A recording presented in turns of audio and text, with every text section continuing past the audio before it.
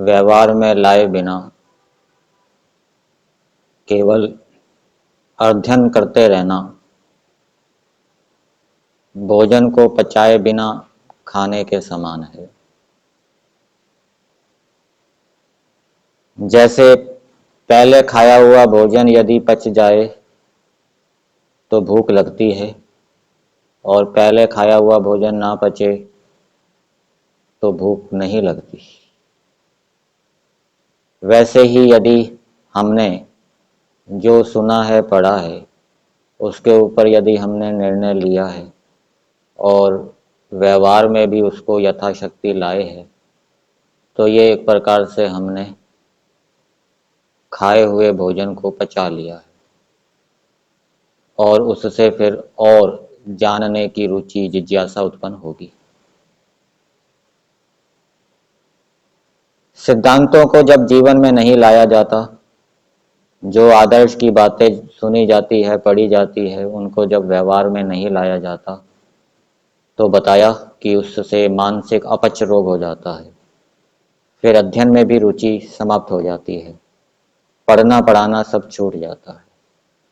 तो इसमें कारण ये समझना चाहिए कि जब व्यक्ति सुने पढ़े हुए विषय को व्यवहार के अंदर लाता है, उत्तम कर्मों को करता है, तो उससे उसका चित्त सात्विक होता है, सत्वगुण बढ़ता है और सत्वगुण के उभरने से जानने की जो पिपासा है वो क्या है उत्पन्न होती है। वो और अधिक जानना चाहता है, समझना चाहता है। परंतु जब व्यक्ति पढ़ता जाता है, सुनता जाता है, व्यवहार के अंदर कुछ नहीं लाता तो उसका चित्त राजसिक तामसिक रहता है और राजसिक तामसिक रहने के कारण उस व्यक्ति की रुचि संसार के विषयों की ओर होती है, विद्या की ओर नहीं होती, ज्ञान को बढ़ाने की ओर नहीं होती। जो व्यक्ति मननशील नहीं है, मननशील होकर निर्णय नहीं लेता है और निर्णीत विषय को व्यवहार के अंदर नहीं लाता है, वह सच्चा श्रोता नहीं है। गाय के विषय में बताया जाता है कि गाय एक समय में घास को बड़े जल्दी से खा लेती है, फिर उसके बाद धीरे धीरे जुगाली करती है। तो ये जुगाली करना ही गाय के स्वास्थ्य का चिन्ह है। जो गाय जुगाली नहीं करती उसके स्वामी को चिंता लग जाती है कि पता नहीं ये बीमार ना हो जाए। इसी प्रकार से जो व्यक्ति सुने हुए पढ़े हुए विषय का विचार नहीं करता, निर्णय नहीं करता, उसको व्यवहार के अंदर नहीं लाता तो उसका शारीरिक और मानसिक स्वास्थ्य चिंताजनक हो जाता है।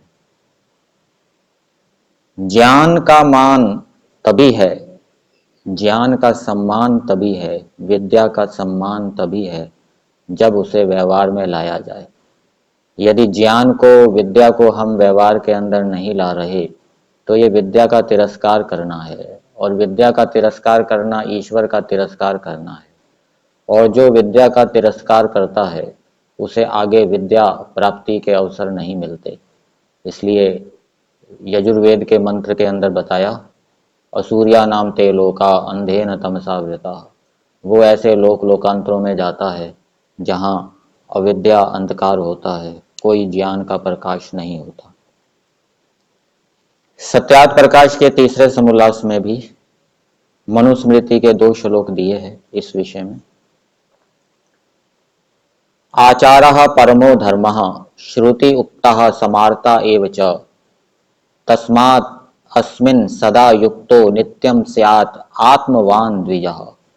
तो इसका अर्थ करते हुए महर्षि दयानंद जी लिखते हैं, कहने सुनने सुनाने पढ़ने पढ़ाने का फल यही है कि जो वेद और वेदानुकूल स्मृतियों में प्रतिपादित धर्म का आचरण करना।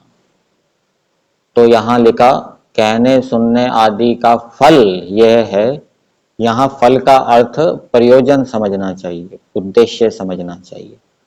तो कहने का, सुनने का, सुनाने का, पढ़ने का, पढ़ाने का प्रयोजन व्यक्ति का ये होना चाहिए कि जो मैं कह रहा हूँ, जो मैं सुन रहा हूँ, जो मैं सुना रहा हूँ, जो मैं पढ़ रहा हूँ, जो मैं पढ़ा रहा हूँ, उसको मैं व्यवहार के अंदर लाऊं।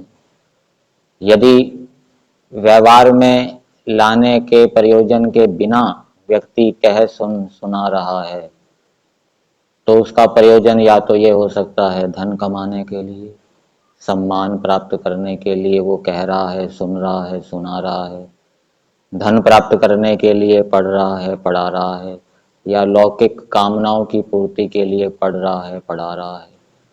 कहना, सुनना, सुनाना, पढ़ना, पढ़ाना धर्म के आचरण के लिए भी हो सकता है कि मैं उसको व्यवहार के अंदर लाऊं, और इसलिए भी हो सकता है कि उसके माध्यम से मैं अपनी ऐषणाओं को पूरा करूं, लोकेशना को पूरा करूं, पुत्रेषणा को पूरा करूं, वित्तेषणा को पूरा करूं।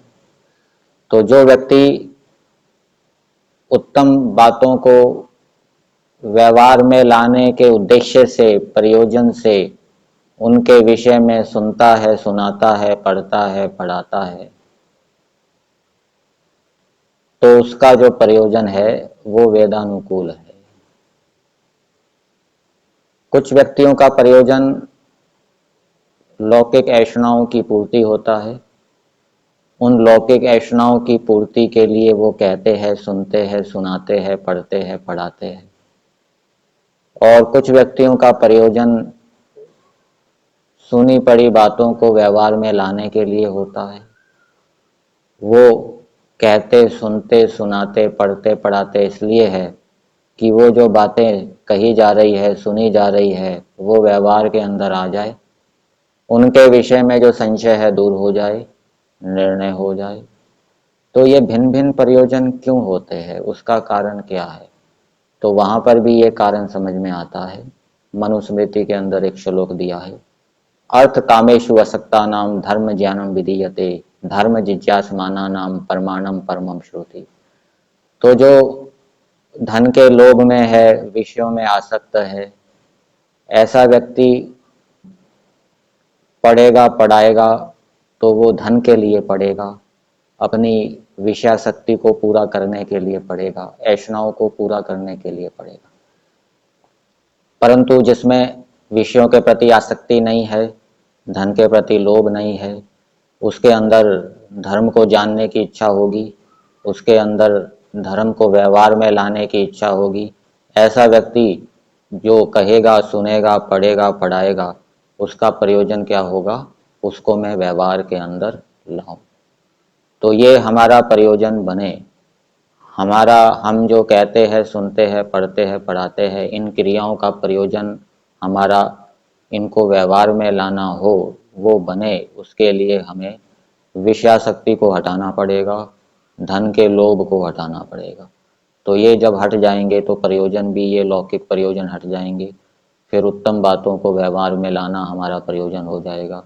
और उस प्रयोजन से जब हम इन कहना, सुनना, पढ़ना, पढ़ाना आदि क्रियाओं को करेंगे, तो ये जो उत्तम बातें जिनके विषय में हम पढ़ पढ़ा रहे हैं, वो हमारे व्यवहार के अंदर आ जाएगी।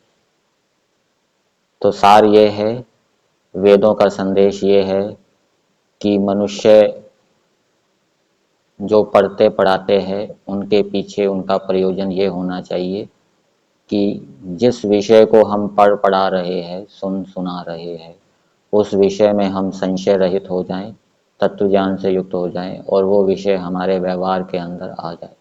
ये वेदों का संदेश है, ये वेदों का आदेश है, ये ईश्वर का आदेश है। ईश्वर का आदेश ये नहीं है कि तुम पढ़ो, पढ़ाओ, सुनो, सुनाओ, किस लिए? लोकेशनाओं की पूर्ति के लिए। ये ईश्वर का आदेश नहीं। तो ईश्वर के इस आदेश का पालन करते हुए मनुष्य को विद्या का सम्मान करना चाहिए, तिरस्कार नहीं करना चाहिए। और जब वो विद्या का सम्मान करेगा, तो विद्या का सम्मान करने से उसकी विद्या बढ़ती जाएगी, बढ़ती जाएगी। और यदि वो विद्या का तिरस्कार करेगा, तो उसकी विद्यमान विद्या भी नष्ट भ्रष्ट हो जाएगी, और वो जड़ हो जाएगा, मूर्ख बुद्धि हो जाएगा, और मरने के बाद भी अंधकार से युक्त, अज्ञान अंधकार से युक्त योनियों में जाएगा, जहाँ विद्या का नामो निशान भी नहीं होता।